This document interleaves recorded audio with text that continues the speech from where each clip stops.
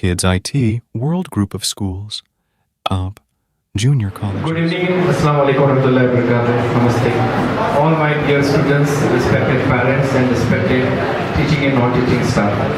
आज ये बहुत खुशी का वक्त है कि हम लोग यहाँ जुड़े हैं और हमारे बच्चों की सक्सेस, उनकी पहली कामयाबी की सीढ़ी जो आज चढ़े हैं उसके लिए हम लोग यहाँ मिले हैं। मेरे दिल से बहुत दुआएं, बहुत आशीर्वाद, बहुत नेक ख्वाहिशात हर बच्चे के लिए, हर बच्ची के लिए है कि आने वाले वक्त में जैसे आज आपके चेहरे खुशी से मुस्कुराहट है आपके चेहरे पे, इस तरह से ही आपको ऊपर वाला हमेशा खुशियाँ दे और तरक्की दे और सक्सेस दे। और डेफिनेटली आपने जो हार्ड वर्क किया है उसका रिजल्ट आज आपको मिला है, but this is not the end, this is the start. आज इस रिज़ल्ट के बाद बहुत सारे बच्चे खुश होंगे। कुछ बच्चे रिज़ल्ट बहुत अच्छा आने के बाद भी सोचा होगा 99 तो आना चाहिए था, 98 तो मुझे मैथ्स में मिलना चाहिए था। और कुछ बच्चे और नीचे गए होंगे तो उनको थोड़ा सा लगा होगा मुझे जो 70 तो आना चाहिए था, 80 तो आना चाहिए था। एंड कुछ बच्चे जिनको 97 या 95 भी आ गए, उनको लगा होगा कि now I am the best, मैं जीत गया हूँ, मैं जीत गया हूँ, मेरे आगे कोई नहीं है। तो इन सब के लिए मैं एक कॉमन बात कहूँगा कि ना ही इस एग्ज़ाम से आपको ओवर कॉन्फिडेंस होना है, ना ही इस एग्ज़ाम से आप लोगों को डीमोटिवेट होना है। एग्ज़ाम्स हर वक्त आते रहेंगे, आप अपना बेस्ट परफॉर्म करते रहिए और आप अपना बेस्ट अपने आप से कॉम्पीट करके जो मैं लास्ट थी या जो मैं लास्ट था उससे अच्छा, उससे बेहतर मैं कैसे आगे परफॉर्म कर सकता हूँ। Don't compete with anyone. करना है कंपटीशन तो खुद से करिए और definitely you will be getting success. तो इसमें किसी को भी ओवर कॉन्फिडेंस या लैकनेस भी नहीं होना है। आज कुछ बच्चे ऐसे भी होंगे जिनका एक्सपेक्टेशन बहुत था लेकिन बहुत पीछे आ गया परसेंटेज। ऐसे भी कुछ बच्चे होंगे जिनको लगा होगा कि मुझे 90% आएगा, 85 आएगा और ऐसा हो गया होगा मे बी कि उनको 60, 65 भी आ गया होगा। May be it can be, I don't know exactly, but it's your belief. उन बच्चों से मैं एक चीज़ कहूँगा कि मार्क्स तो ये सिर्फ एक प्रोसीजर है, आप कहाँ लैक हुए ये आपको सोचना है, इसके ऊपर आपको मेहनत करनी है। और सिर्फ मार्क्स से आप सक्सेसफुल या फेलियर नहीं होते हैं। डेफिनेटली ये एक सिस्टम ऑफ पासिंग है, सिस्टम ऑफ मूविंग अहेड है। बट जो डॉक्टर नीलिमा मैम ने भी कहा है कि आपको अच्छा बनने के लिए परफेक्शन और एक अच्छे बच्चे, अच्छा इंसान बनने के लिए मेहनत करते रहना चाहिए। सो मेरी दिली मुबारकबाद सभी बच्चों को। और मैं चाहूँगा कि इस प्रोग्राम में जो बच्चे, क्योंकि आज मेरा बोलने से ज़्यादा आप लोगों का सुनने का डे है, तो इसीलिए मैं जब यादव सर मुझे माइक दे रहे थे तो मैंने कहा मेरे को वापस कर दो, क्योंकि आज तो मैं सुनना चाहूँगा आप लोगों से आपके एक्सपीरियंस, आपके टीचर्स के लिए आपके वर्ड्स और ख़ास तौर पे आपके पेरेंट्स के लिए। और मैं चाहूँगा कि जितने पेरेंट्स यहाँ हैं उनका भी एक यहाँ पे छोटा सा ग्रुप फोटो ले ले, जितने पेरेंट्स यहाँ हैं। और मैं इस माध्यम से पेरेंट्स को भी कॉन्ग्रेचुलेट करता हूँ कि डेफिनेटली हर सक्सेस बच्चों के पीछे टीचर का जितना योगदान और सपोर्ट होता है उतना ही कॉइन का सेकेंड पार्ट पेरेंट्स होता है। तो मैं आप लोगों को मुबारकबाद देता हूँ कि ये डेफिनेटली आप लोगों की मेहनत और आप लोगों की अपने बच्चों के ऊपर कॉन्फिडेंस का आज रिजल्ट है कि बच्चे आज सक्सेसफुल फ्लाइंग कलर से पास हुए। और डेफिनेटली इसका बहुत बड़ा क्रेडिट जो जाता है वो टीचर्स को जाता है, जो 8, 9, 10 के जो टीचर्स ने कॉन्स्टेंटली एफर्ट्स लिया है। और आप लोगों को याद होगा कि कई बार उन्होंने एक्स्ट्रा क्लासेस ली हैं। और फिर जब हम लोगों ने स्पेसिफिकली एक फ्यूचर अचीवर्स ऐड किया है तो उस फ्यूचर अचीवर्स के ज़रिए सैटरडे और संडे अपनी छुट्टियों को छोड़कर भी बच्चों के लिए वर्क किया है। तो ये इस मुबारकबाद में उनका भी एक बहुत बड़ा हाथ और बहुत बड़ा योगदान है। तो मैं कॉन्ग्रेचुलेट बच्चों से और पेरेंट्स के साथ सबसे पहले टीचर्स को भी कॉन्ग्रेचुलेट करता हूँ कि ये आपकी मेहनत का बहुत बड़ा फल है। Good evening everyone.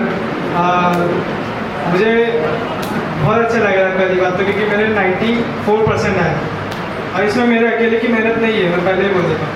इसमें मेरे पेरेंट्स की, मेरे टीचर्स की और मेरी थोड़ी बहुत मेहनत है। जो कुछ भी हुआ मेरे टीचर्स की वजह से हुआ। कुछ टीचर्स हैं, मैं अगर उनका नाम भी लेना चाहूँगा क्योंकि उनकी वजह से ही मैं इतने आगे आ पाऊँ शायद, क्योंकि मुझे हिम्मत देने का काम, मुझे पढ़ाने का काम या फिर मुझे पुश करने का काम भी उन्होंने ही किया।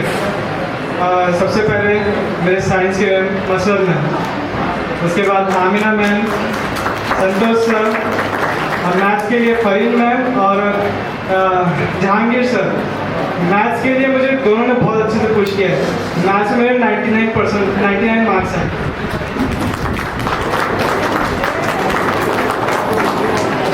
जहांगीर सर को ज़्यादा थैंक्स बोलना चाहूँगा फरीन मैम को, क्योंकि मैथ्स के मेरे मार्क्स की वजह से ही है और इसके पॉसिबल नहीं होता होगा।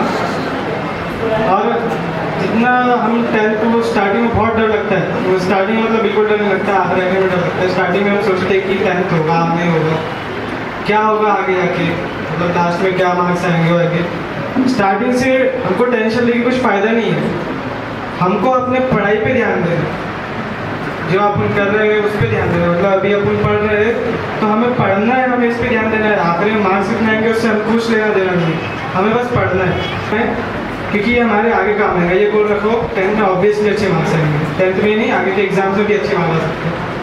Thank you. Good evening everyone. मेरा साल भर का एक्सपीरियंस 10th में एकदम अमेजिंग रहा था। स्टार्ट एकदम ऐसा डर लग रहा था कि मैं 10th में क्या करूँगा, मेरे 90 प्लस आएंगे नहीं आएंगे। मैंने आज तक फर्स्ट से 10th में मैंने इतना अच्छा स्कोर नहीं किया था, मैंने 90 प्लस, तो मेरे को कॉन्फिडेंस ही नहीं था। लेकिन जब मैंने यहाँ की फ्यूचर अचीवर्स बैच को ज्वाइन किया और फिर वहाँ से फिर कंसिस्टेंसी, बस फिर मेरा 91% आ गया स्कोर। मेरे को लगा नहीं था मैं इतना अच्छा स्कोर कर पाऊंगा, लेकिन मेरे फ्यूचर अचीवर्स बैच से मेरी हेल्प हुई और मैंने आज इतना अच्छा स्कोर किया। और मेरे पेरेंट्स, मेरे टीचर्स, सब हमारे रिलेटिव्स सब हैप्पी है। इसके लिए मैं एक ही चीज़ कहना चाहूँगा कि अगर आप कुछ स्टार्टिंग से भी कुछ नहीं करते, लेकिन थोड़ा थोड़ा मतलब 1 आवर 2 आवर डेली स्टडी करते हैं, तो भी आप 90 प्लस स्कोर कर सकते हैं आराम से। और अगर आप कंसिस्टेंसी बना के रखेंगे तो आपको लास्ट में बर्डन भी नहीं होगा, आपका बैकलॉग भी नहीं लगेगा।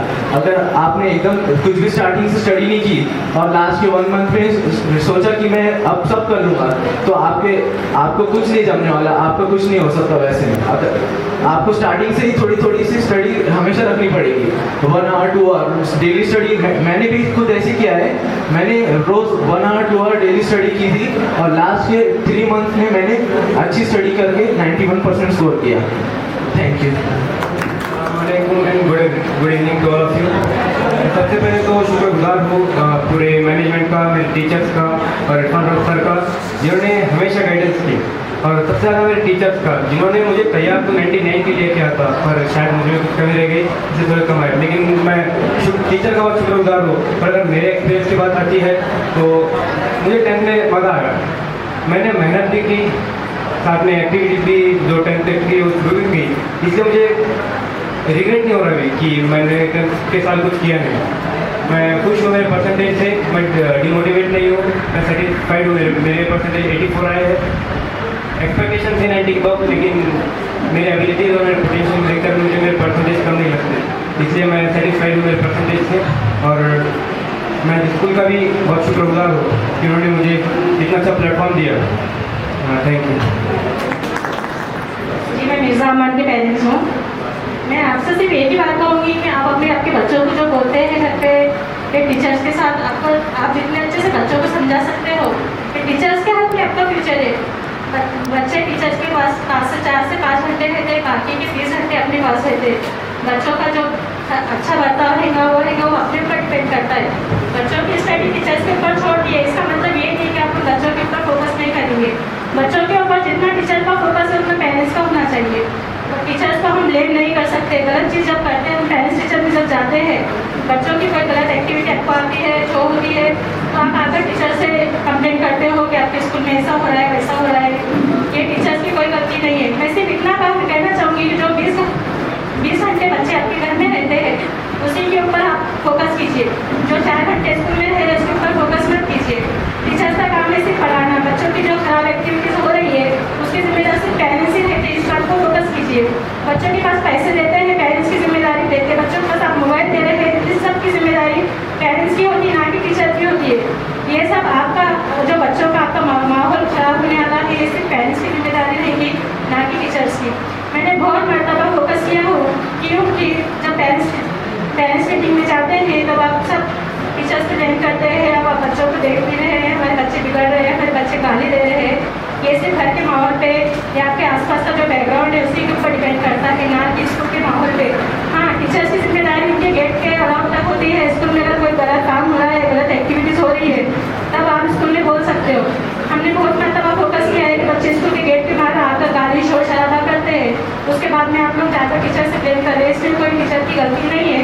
आगे भी आप लोग नए नए मकाम पर जाओगे, बच्चों के लिए खास तौर से मैं सलाह दूंगी कि आप जो भी कॉलेज में जाओगे वहाँ पे आपके पेरेंट्स नहीं रहेंगे और टीचर भी आपके सिर्फ गेट के हद तक आपके ऊपर फोकस करेंगे। बाहर आपकी जिम्मेदारी रहेगी, पेरेंट्स की जिम्मेदारी रहेगी। आगे आपका बिल्कुल भी जो मुस्तकबिल है पेरेंट्स के आपके हाथ में है। अब तक था पेरेंट्स के हाथ में, अभी तक था बच्चों पेरेंट्स के और टीचर्स के हाथ में था। इससे आगे जो भी आपका मुस्तकबिल रहेगा वो आपके हाथ में है।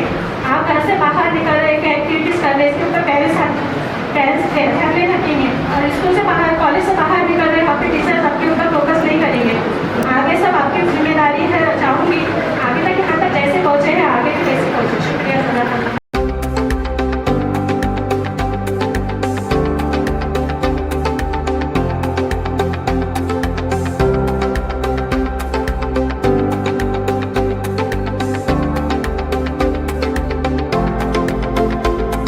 IT World Group of Schools, UP, Junior Colleges. Wonderful experience of learning, caring, and sharing